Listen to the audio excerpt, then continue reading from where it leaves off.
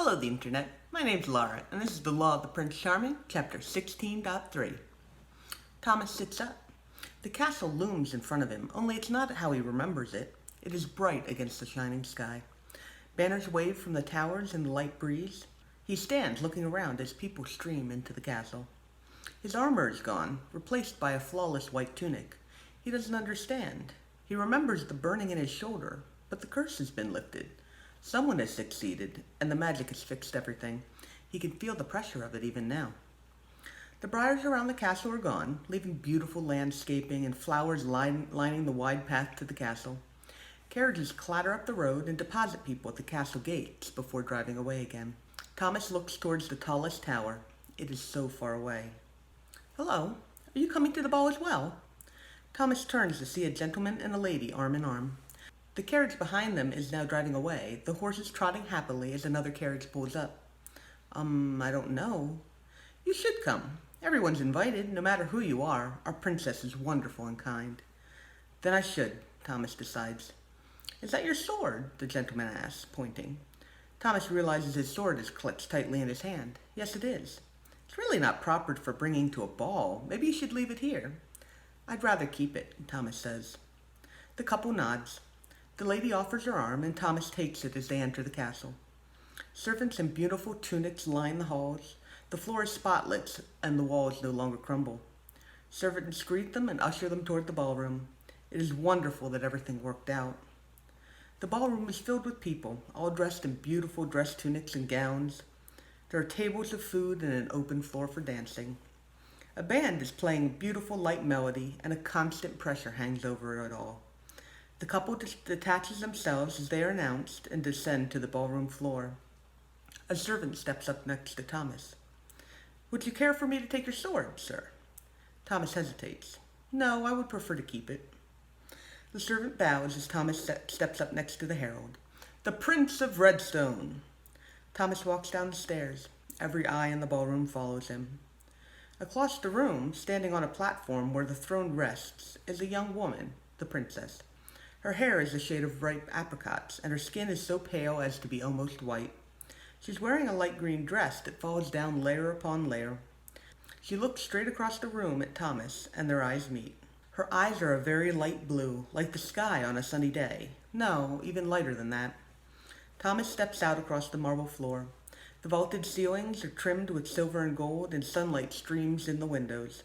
The people smile. All of them greet Thomas as he passes. He looks toward the princess. She presides like a star over the crowd. The pressure surrounds her. The crowd parts, and Thomas's mother and father appear. Thomas stops, quickly looking for escape, but there are people all around him. My son, the queen says, floating up to him, I am so proud of you. What are you doing here? Thomas asks.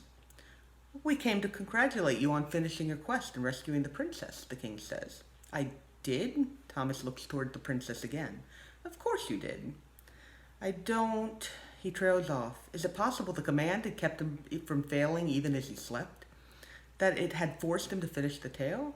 For a moment he feels panic, but he doesn't know why that would be a problem. He's always wanted to complete a quest. I'm so proud of you, the queen says. Thomas looks into her eyes for disapproval, but there is none. Was she finally proud of him? Oh, you're still holding your sword. Give that to me. You don't need it anymore. Yes, mother.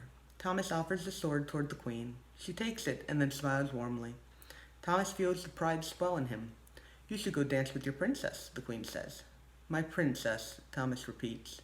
Across the room, he can see the princess seated on her throne. Her gaze feels like ice. You did well. Thomas turns to see the wizard standing just behind him. He is wearing a tunic, or is it a dress? You're here. Thomas reaches for him without hesitation. Where else would I be? The wizard lets Thomas take his hand. Thomas leads the wizard to the dance floor, pulling him closer as they begin to dance. The more appropriate question would be, why are you here? The wizard says. I got taken by a fairy. She forced me to finish her tale. I apparently have succeeded. No, you haven't. I what? Thomas looks down at the wizard. This doesn't feel right to you. Wild Rose, Tabitha says with sudden realization. Why don't you remember anything? Why are there so many people here? Why aren't you with the princess? Why is your mother so approving and loving? I completed my quest. She finally approves of me. Does she? Thomas looks for her mother, who is standing a short distance away. She isn't talking with anyone, just standing with the king. There are thin lines rising from her mother and her father up toward the ceiling. Tabitha shifts a dance step and they disappear.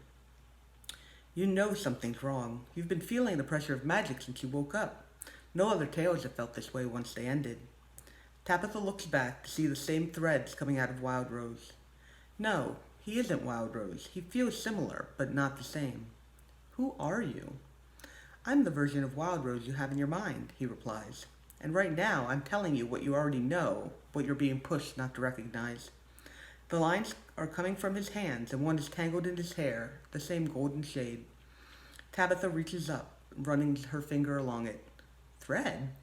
What are you doing? A voice screeches across the room. Tabitha turns to see the princess, her eyes like cut glass. What do I not recognize? Tabitha asks Wild Rose. You need to wake up.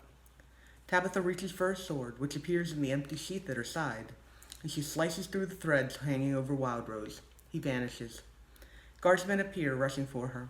Tabitha dodges through the crowd, charging for her father and mother. The guardsmen grab at her, trying to take her sword. Tabitha palms one and slams them into the other, knocking them away as she slashes the threads over her mother and father. They vanish as well. Tabitha catches the princess's eyes. This isn't real. It doesn't need to be, the princess replies, her eyes narrow. Tabitha slices through the threads over her own head.